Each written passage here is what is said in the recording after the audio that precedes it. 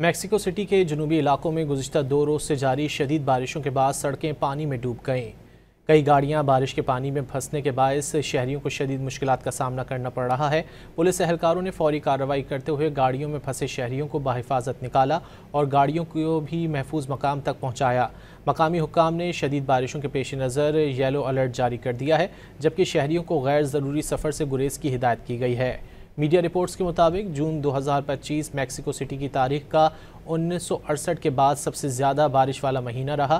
موسمیاتی ماہرین کے مطابق شدید بارشوں کی وجہ سے میکسیکو کے قحط زدہ علاقوں کی صورتحال میں بہتری آنے کی امید ہے۔ شدید بارشوں سے متاثرہ علاقوں میں امدادی کارروائیاں تیز کر دی گئی ہیں۔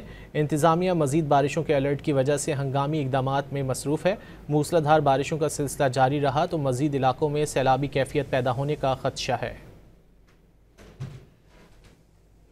میکسیکو سٹی کے جنوبی علاقوں میں گزشتہ 2 روز سے جاری شدید بارشوں کے بعد سڑکیں پانی میں ڈوب گئیں۔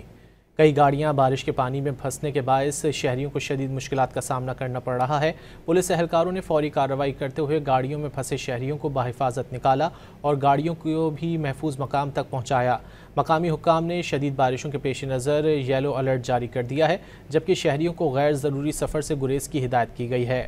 میڈیا رپورٹس کے مطابق جون 2025 میکسیکو سٹی کی تاریخ کا 1968 کے بعد سب سے زیادہ بارش والا مہینہ رہا۔